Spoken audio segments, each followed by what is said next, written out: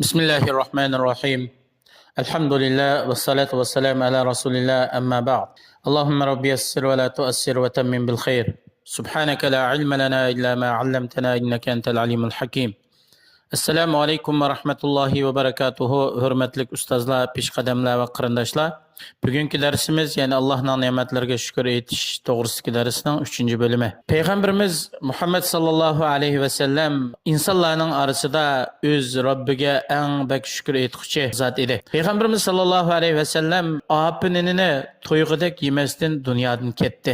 Nurg'un ocharchilik, qiyinchiliklarga bardoshlik berdi. Payg'ambarimiz sallallohu alayhi va sallamning ilgirki va keyingi barliq xatoliklari ko'chirim qilingan zot turug'liq kechalari tapallari ishib ketgicha qiyomda turib Allohga ibodat qildi.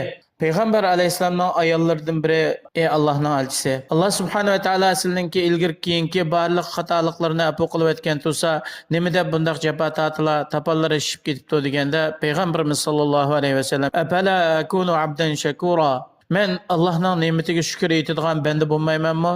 Allohning menga ato qilgan ne'matlari intayin ko'p. Men shu ne'matlarga qanday shukr etib olayman deb bu muborak hadisni aytgan. Allohning payg'ambari Davud alayhissalom kechining 20da uxlaydi, ba'zi vaqtida kechininki 3dan 1da turib ketdi, ba'zi vaqtida kechining 6dan 1da uxlaydi.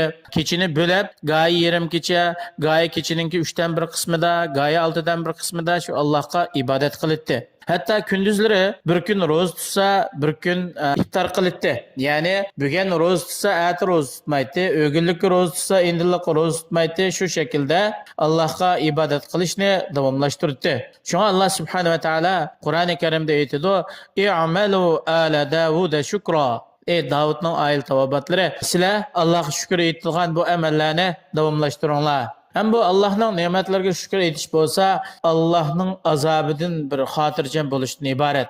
Çünkü insan nimet bəgüçünün nimetlerine şükür etedikken, onun azabından hatırcam buludu, saklanıp kalıdı. Şu Allah subhanahu ve taala Kur'an-ı Kerim'de şundak ayetidu: "Ma yef'alullahu bi'azabikum in şekertum ve amantum." Eğer sile Allah'ın nimetine şükür etsenler, yani Allah'a iman etsenler, Allah'ın sizlerge ata qilgan cheksiz ne'matlarga şükür etsenler, Allah subhanahu ve taala sizlarni azaplab nima qiladi? Yani Allah sizlarni hargiz azaplamaydi. Allah'ın azabından emin bo'lishning sharti nima desa, Allohga iman etish va iymonning taqozosi bo'yicha amal qilish va Allohninki ato qilgan ne'matlarga shukr etishdan iborat. Allah subhanahu ve taala Lut alayhissalomni o'zining ne'matlariga shukr etganlikdan azobdan qutuldirdi. Bu to'g'rida Allah subhanahu ve taala Qamar surasi 34-oyat shunday aytadi: "İnna arsalna alayhim hasiban illa ala lutin najaynahum bisahar ni'matan min indina kezalika najzi man shakar." Hakikaten biz Lut aleyhisselamның qavmiga taş yağdırdıgan, yani taş bilen halak kıldıgan azapını evettik. Fakat Lut aleyhisselamnınki aile tavabatlarını seher vaxtida azaptan kutuldurdık. Bu bizning huzurumizdan ata qilingan bir ne'mat. Aşınınğa o'xshash ne'matga shukr qiluvchilarni shundoq mukofotlaymiz. Ya'ni ularni azobdan saqlaymiz, azobdan xotirjam qilamiz. Saba qavmi Allohningki ato qilgan ne'matlarini inkor qilgan, Allohning ne'matlariga tangan va Alloh ato qilgan ne'matlardan rizqlanib turib, Allohga osiylik qilgan vaqtida Alloh subhanahu va taolo ulardan ne'matni tortib oldi. Ularga turli azoblarni tetitdi. Bu to'g'rida Allah subhanahu va taolo shunday aytadi: "Zalika jazaynahum bima kafaru va hal nujazi illa al-kafur." Shunday qilishimiz ularning kafir bo'lganligidan biz ularni jazoladik. Allohning ne'matiga shukr etmaganlikdan, Allohga iymon etmaganlikdan, oxiratga ishonmaganlikdan, payg'ambarningki so'ziga ergashmaganlikdan ularni shunday jazoladik. Biz faqat Allohning ne'matlariga tuzkorlik qiluvchi, Allohga tang'uvchi shunday kafirlarni jazolaymiz. Shuningdek Qalam surasida Ashabul Janna bog' egalarininki ahvollari bayon qilinadi. Bular Allohning ato qilgan ne'matlarga tuzkorlik qilish bilan ne'matni qabul qiladi. Ya'ni faqir, miskin, kambag'al bechoralarga bog'dan pishgan mevalarni berishni cheklaydi. Shuning bilan kechida ularning beg'iga ko'ydirgich o't shamol kelib, ularning bog'larini, bog'dagi ziroat, meva-chevalarning hammasini qop-qora kulga aylantirib o'tadi.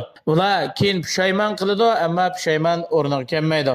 Bu to'g'rida Fuzayl ibn Ayaz rahimulloh shunday aytadi: "Alaykum bi mulazamati shukri ala ni'am faqalla ni'matun zalat an qaumin fa'adat ilayhim." Sizlar Allohning ato qilgan ne'matlarga shukr etishni lozim tutinglar.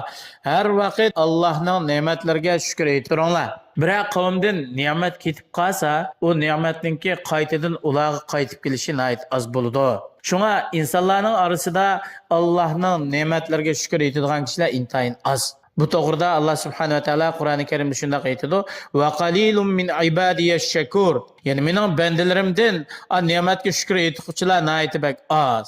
Alloh insonga ne'matni ato qiladi ekan, bu ne'mat Allohga to'g'ri shaklda ibodat qilishga, Allohga yaqinlashadigan yaxshilik ishlarga sarf qilinmaydi ekan, bu azobga o'riladi. Chunki shukr degan mavjud bo'lgan ne'matni saqlaydi. Allah bizga ato qilgan ne'matni Allohning ne'matlariga shukr etish bilan saqlab qolg'ili bo'ladi. Shuningdek Allohning ne'matiga shukr etish hatto yo'qolib ketgan ne'matlarni ham qaytarib keladi. Ali ibn Abi Talib radhiyallohu anhu shunday aytadi: "Ne'mat degan shukr bilan ulinib turadi. Allohga qancha ko'p shukr etsa, ne'matlar uzilmay kelib turadi va shukr etish bilan ne'mat ziyoda bo'ladi. Bandadan Allohga aytadigan shukrlar uzilib qolmaydi ekan, Alloh subhanahu va taoloning bandalarga ne'matni ziyoda qilib berishi hargiz uzilib qolmaydi. Shuning uchun insonning Allohningki huzurida bir o'rni bo'ladi. Inson buni saqlab qolish va shu martabasida qolib qolish kerak. Agar bu inson Allohning ato qilgan ne'matlarga shukr etsa, Alloh subhanahu va taolo bu insonga inandimmi sharaflik, inandimmi oliy martabalarni ato qiladi.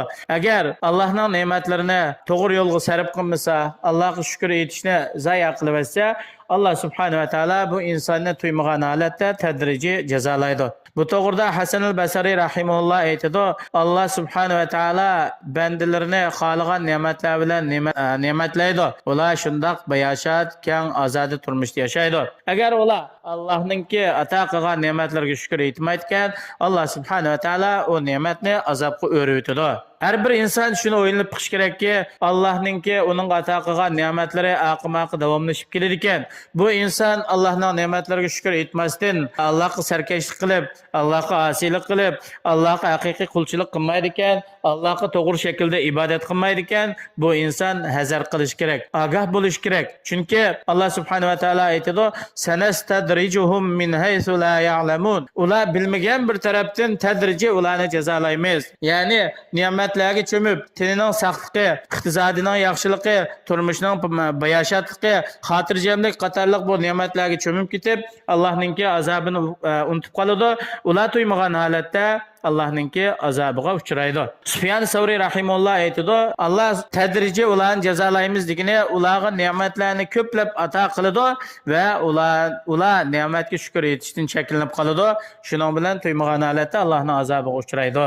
Shukr etish rizq qilib berilgan kishi bo'lsa, u kishiningki rizqi ziyoda qilinadi.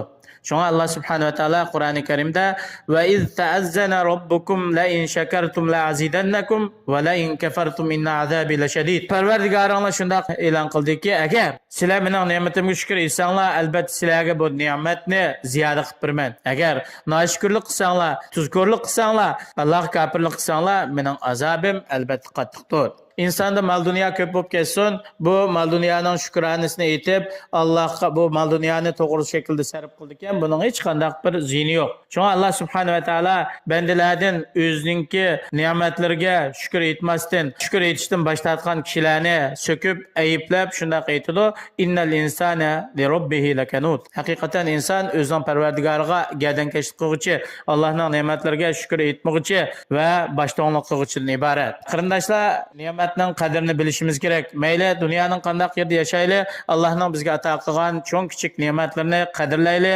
ne'matni o'z yo'liga sarf qilayli. Chunki biz vatandan ayrilgandan keyin vatanning naqadar cho'ng, katta, buyuk ne'mat ekanligini tonib yetdik. Afsus, agar o'z vaqtida mayli ota-bobolarimiz olsun, yoki ilgirkilar olsun, yoki keyingilar olsun, ne'matning qadrini bilib, o'z vatanini, o'z tuprog'ini tajovuzchilardan qo'g'dab, mudofaa qilib, buning uchun barlig'ini bag'ishlab, vatanni saqlab qolgan bo'lsa, bugungi davrlarda nurg'un qarindoshlarimiz, dindoshlarimiz, millatdoshlarimiz vatansizlikninki azobini chekmaydi. Şuna dünyanın her qaysı yaşayotgan qarindoshlarimiz Allohning vatandan iborat, ya'ni insonlarga ato qilgan bu ne'matlarini doim eslab va qanday qilganda shu qo'limizdan ketgan bu ne'matni qaytarib olishga qodir bo'la olamiz. Shu to'g'rida ko'plab fikr qilib, tafakkur qilib, kuchimizning yetishicha qaysi tarafdan imkoniyatimiz bo'ldi ekan, shu tarafdan qo'ldan ketgan ne'matni qaytarishga tirishchilik qilsak, inshaalloh biz ilgirkilarning va o'zimizning xatoliklarimiz uchun Allohdan rahmat, mag'firat talab qilib, o'zimizni Allohninki rahmati yordamiga loyiq shaklda yetildirib, Alloh rozi bo'ladigan, yaxshi ko'radigan shaklda amal ibodatlarni davomlashtirsak, inshaalloh cho'qim maqsad g'oyamizga yetamiz. Qo'ldan ketgan ne'matlarimizni qaytarilishga Alloh subhanahu va taolo bizlarni muyassar qiladi inshaalloh. Assalomu alaykum va rahmatullohi va barakatuh.